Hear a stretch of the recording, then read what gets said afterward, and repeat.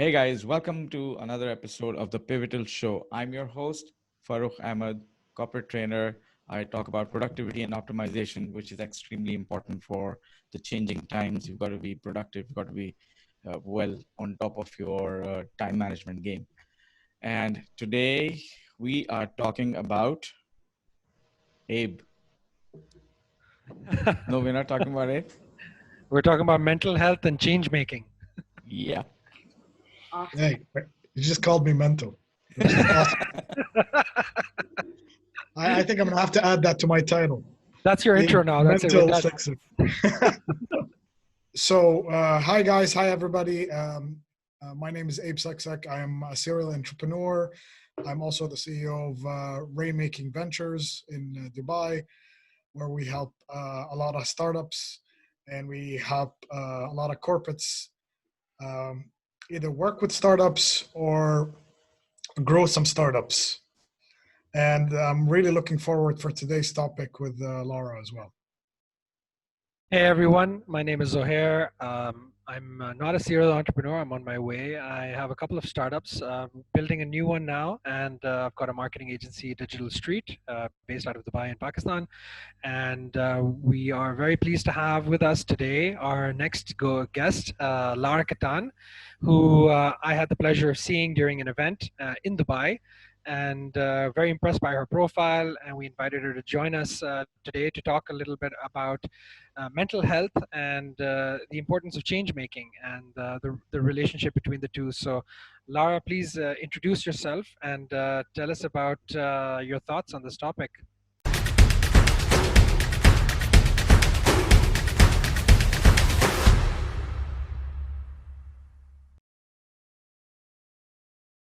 Great. Awesome. Thank you for having me.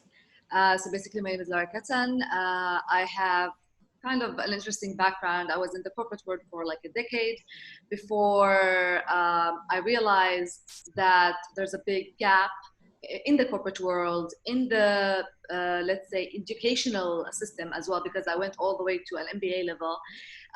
There's a huge gap about what are the real skills, the mindset, the things that will enable people to be successful and not just make a living, barely make a living, but also make a life.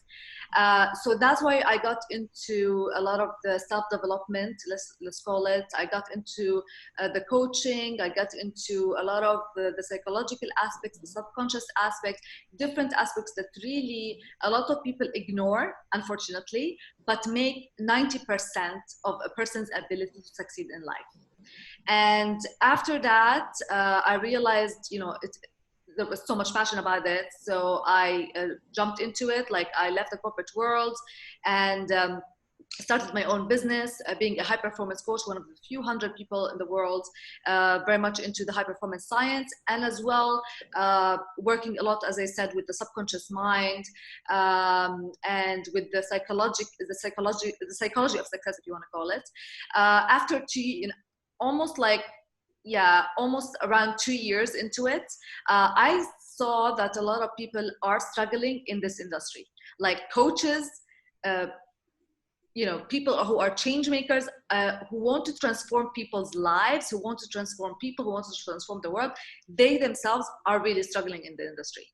So I realized there's a huge gap, that they need these people, they need support. On all levels, the mindset aspect and the business and the strategy aspect.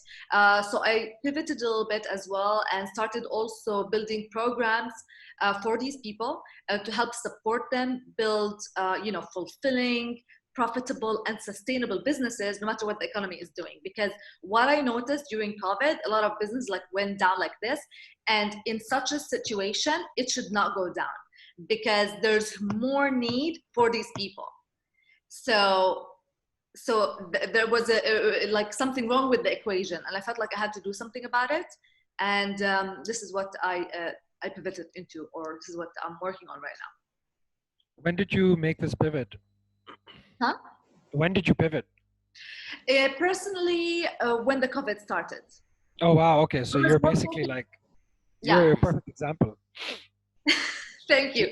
So I was focused more on the high performance coaching, the subconscious, all that for general, like different. I had different projects in the corporate world, but I realized that yeah, I just was called for it, and I felt like there's a huge need.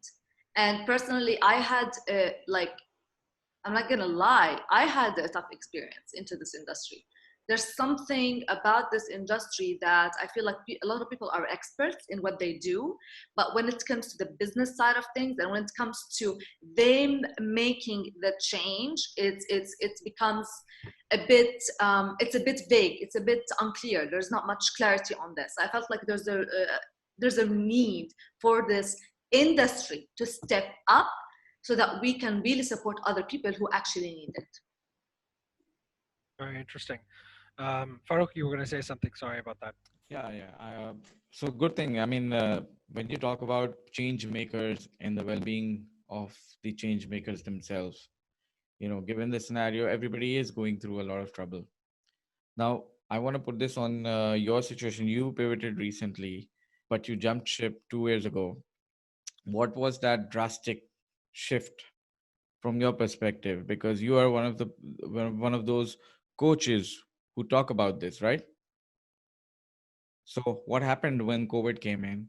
What happened to your, for example, your engagements, people connecting to you? What did that change as well? Because so we talk about in this show, we talk about different kinds of impacts on businesses. And when I talk about training industry and coaching industry, the biggest impact that I see is that now, first of all, for if I talk about myself, the biggest problem is we as coaches and trainers take our energy from our audience, and now that has suddenly gone away, right? Because it's not the same thing talking into a camera, even if you have 200 people on the other side. So what happened there in terms of your personal business, and then that led to the pivot? So what I believe is that being someone who is a change maker, a leader, that means that you have this full responsibility over yourself. True. That means that, yes, sometimes when you are, let's say, speaking to an audience of 200 people, you get that energy. But what I believe is that you should be a change maker in any room or in any situation you're in. Like if you're literally in the midst of depression, you have to be able to change that. You have to be able to understand the energy, transform it, and lift it higher. And that's why what a change maker is. Otherwise, what happens is that change makers fall into the trap of, looking what the industry is doing, or looking what the economy is doing, or looking and listening to what other people are going through. And if they do not transform this energy and fill it and build it up and go to their next level and basically project more inspiration, project more positivity, project more hope, project whatever needs to happen, then we're not doing our part. So what I realized is that when the COVID happened, personally, obviously my business got affected, especially because I had some corporate engagements, and with the COVID and everything, so it got stopped, and a lot of people backed out from actually committing to such engagements because they were a bit kind of worried about their business, and like people go into this. So I realized that I looked around me and I found a lot of people had their businesses stopped. Things are going down. While looking at the industry, I found that the industry in general, whether, let's talk about before COVID, in general, this industry is booming. It's probably one of the fastest, booming industries in the world. Okay. And there is more and more need, because now people are realizing, that school system, that college system is not enough, so there is more need for this kind of, let's say, Thinking. approach, the mental approach, that in order for people to manage their self, to manage their world, to make a proper life, not just like you make a living and earn money. We're starting to think, to believe that we need a bit of more holistic approach, because when we have more of a holistic approach, our performance goes up. Unlike what a lot of people think, that you have to just sit on your laptop or just kill yourself to death. That's a complete opposite of what productivity is. So if we're talking about productivity, but there are many aspects for mental health. So when I realized this, I realized that the industry is booming. I realized that, in fact, there's, there's a lot of potential, because right now people are sitting in their homes doing nothing. Like their whole life has stopped, and they're like cannot even have interactions with people, and they have a lot of time, and they're spending it a lot online. So they're consuming content like crazy. They're looking for self-education. They're looking for self-development, because guess what? This has been the biggest pause that they've ever had. And it's the pause that we're like, okay, what am I doing with my life? But So how's your they're experience been reporting. with the, for example, senior management and CEOs of organizations? How's your experience been in that? Like, I don't see that sensitivity going right up to the top, in most scenarios. Did you experience something like that? In terms of how open they are for that kind of change, or can you elaborate more on your question? In terms of CEOs and heads understanding and realizing that this is required for optimum productivity for their staff and their business in this scenario? To tell you the truth, I cannot speak on behalf of all CEOs, and what I can tell you is there's a huge kind of, people are stepping up into this, or like they're opening their eyes more into this. I know that a lot of companies started, let's say, going into this by, okay, let's build a podcast here, let's get it to, someone to come into for a speech, or they're starting to realize that their employees need support. And that support is not just like, you come here, we pay you, you do your job, and that model is literally breaking down. Like, any company is still based on that model. They have a very interesting decade to come.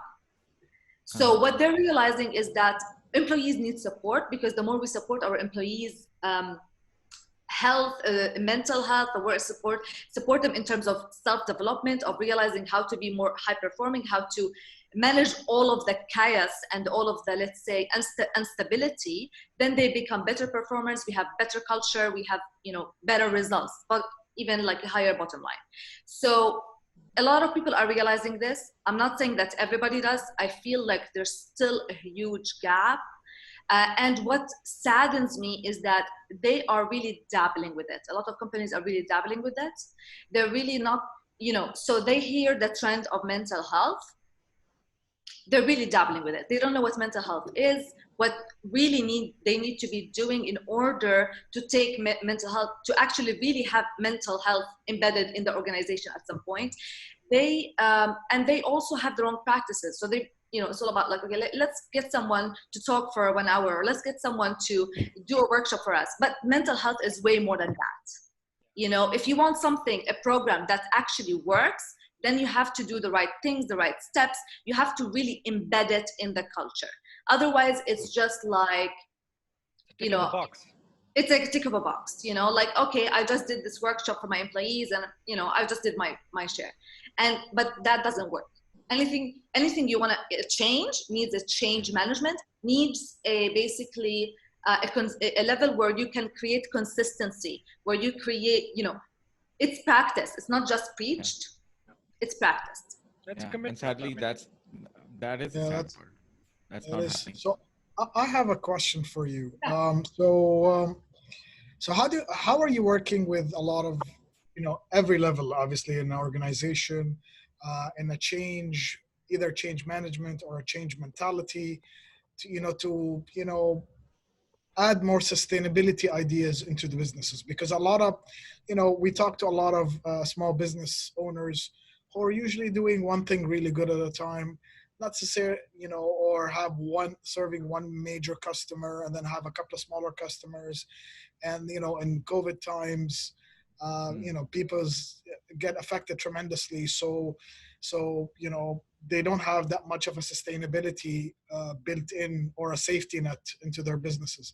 So how do you really link both the change with the sustainability, those two concepts together? When you say sustainability, do you mean on the profit like revenues? We're talking about the profit. I'm not talking about sustainability like renewable, and yeah. I'm talking about just like the profitability. Obviously, when we're talking about small businesses, sustainability is to keep everybody in the company employed.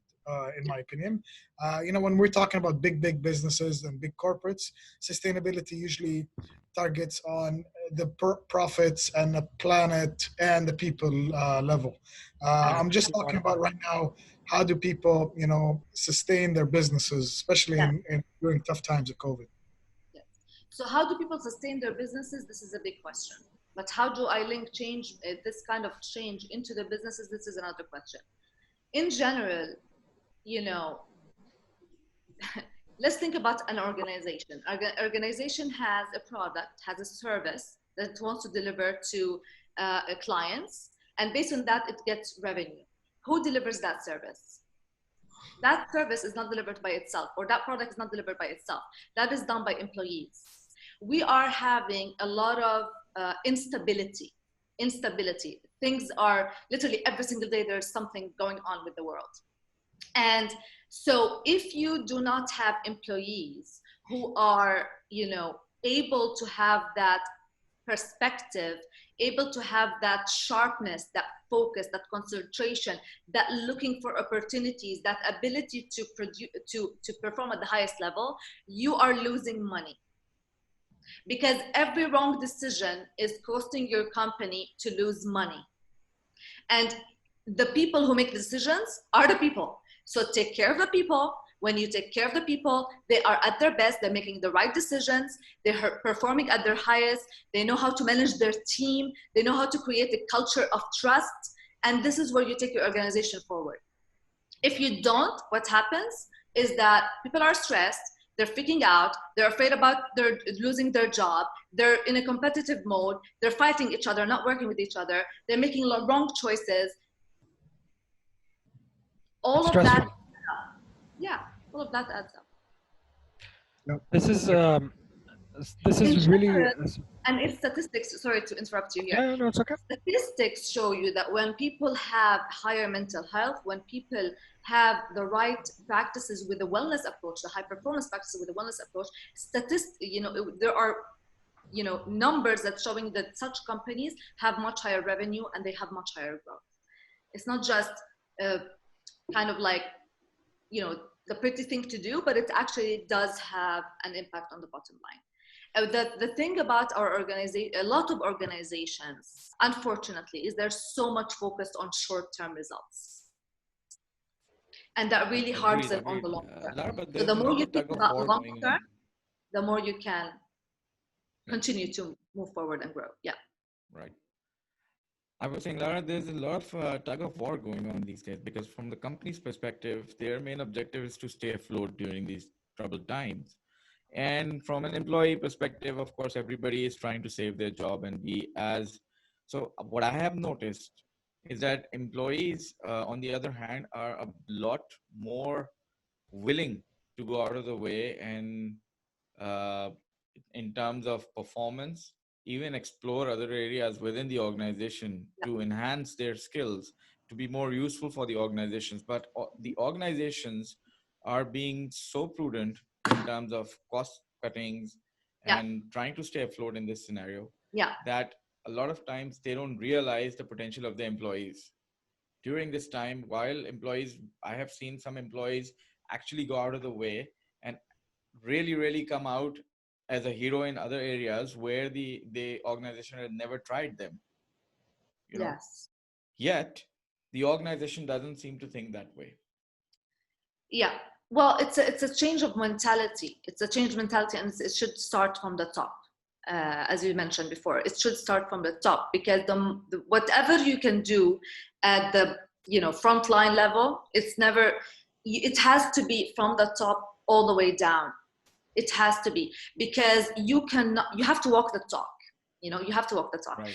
So The thing is, when we look at businesses, there's two options. Look at the crisis of what's happening, getting stuck, not doing anything, just being afraid, kind of like, yes, you need to be mindful of your expenses. I'm not saying like you have to be mindful about that and prepare for that. But if your only strategy to build business is to save money, you're in it for, like, you are definitely not going to survive this decade. They're in You're there not. for the wrong reasons. Yeah. The way to build a business is to invest in a business in a clever and an effective way. That's the way to build a business. If you stop looking for opportunities, if you say, okay, this kind of revenue stream has been, kind of like burned down, like it's done, then I need to just save money. You're not going to survive this. Any business that needs to survive needs to look for the opportunities and needs to basically invest in the opportunities. Okay, Yeah, that takes double down. That takes mindset. You cannot ask someone to be creative and look at opportunities who is literally like, swimming in anxiety and,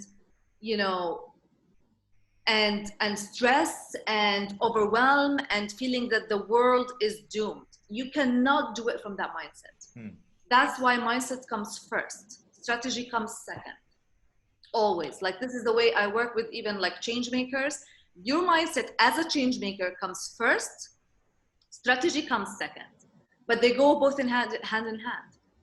And it's about changing the perspective. So like, okay, I give this example, during the COVID, a lot of businesses that were like mainly kind of face-to-face, like offline business, they really got affected.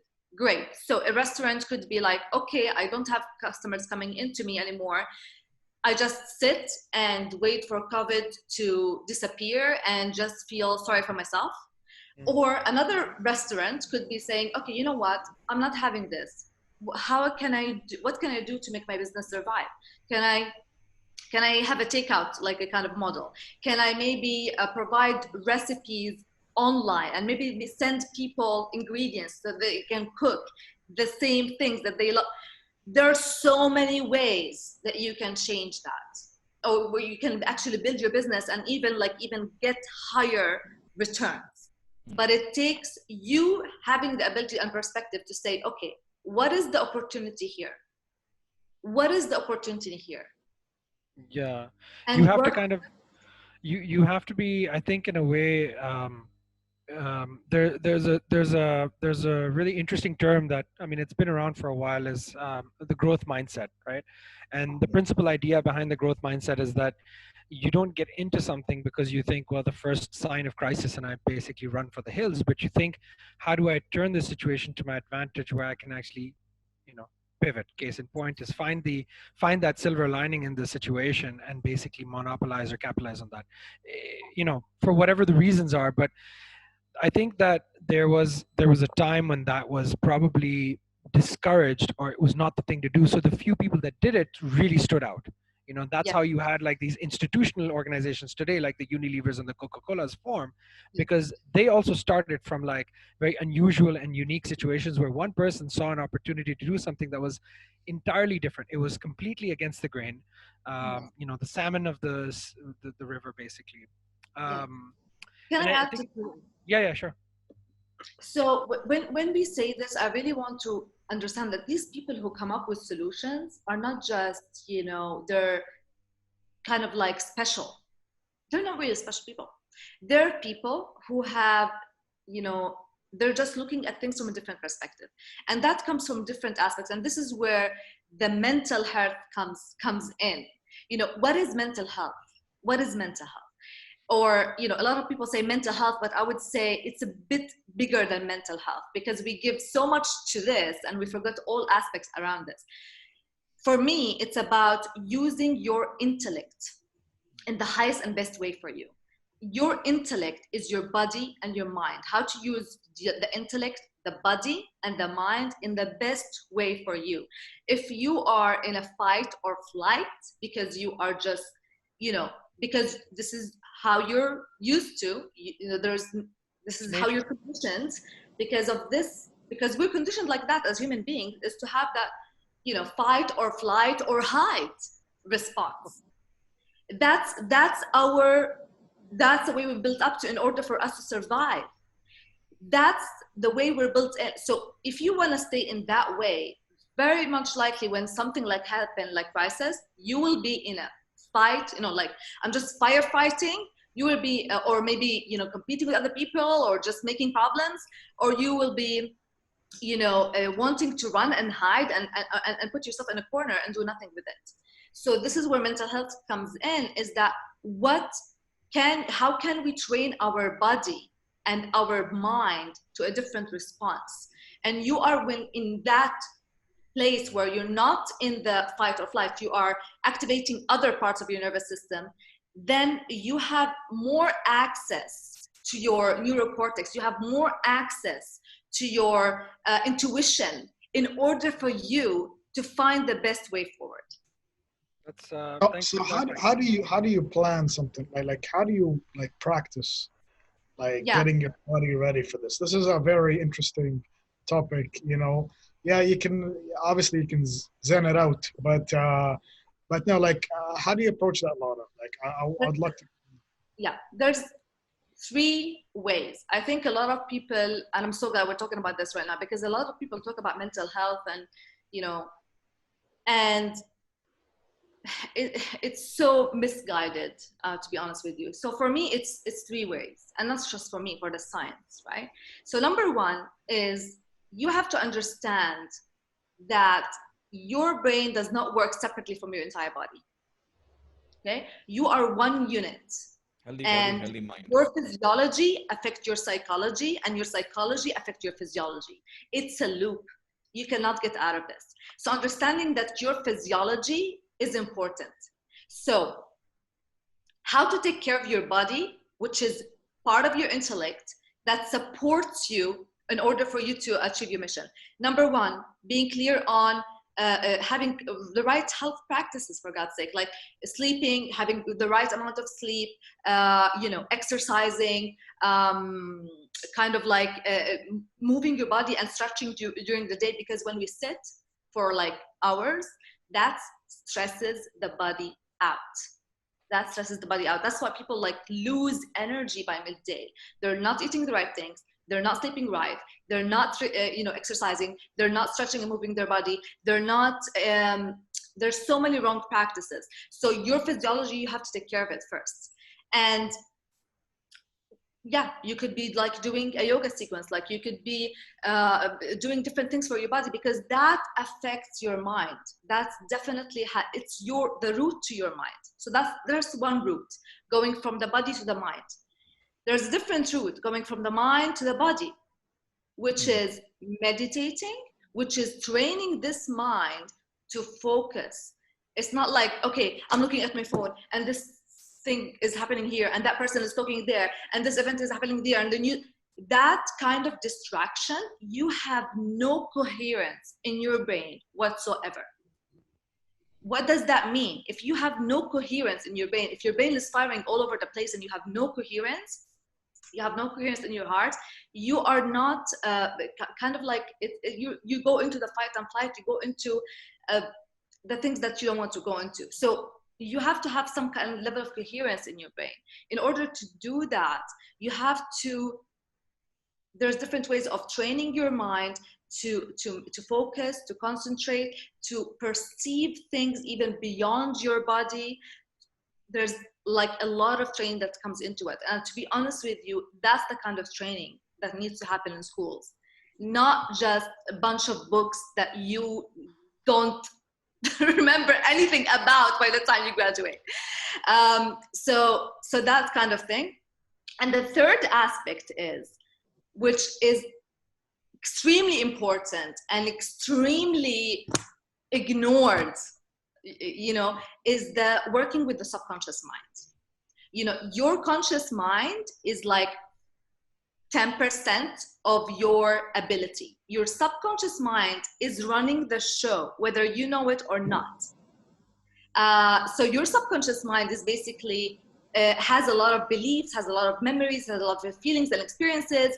It accumulates things, and you live your life based on this lens. You react to life based on this lens. You interpret things based on this lens. You attract things based on this lens. So working with the subconscious mind, which is literally a blind spot area for a lot of people, will enable you to change a lot of your behavior patterns, change a lot of the wiring, and create new wiring or new neural pathways in your way that is supportive of you right now, supportive of your belief system, supportive of you to move forward. So these are the main three aspects that needs to be kind of like done in order for somebody to be their optimal self, in order for them to deliver the best results. Sounds Basically, great. best advice, like all rolled into one. Yes, exactly. Like I wanted to take notes, but thank God we're recording. I did. Well, you're recording. There's so many aspects, like how things, is registered in our mind. So it's either registered in subconscious mind. It's either registered as a positive or a negative based on a feeling, on a thing that you've experienced in the past, or has been cascaded down to you from families or from a family or some kind of pattern. So the subconscious mind is, it's going to show you, like, if you're having a negative pattern in your life,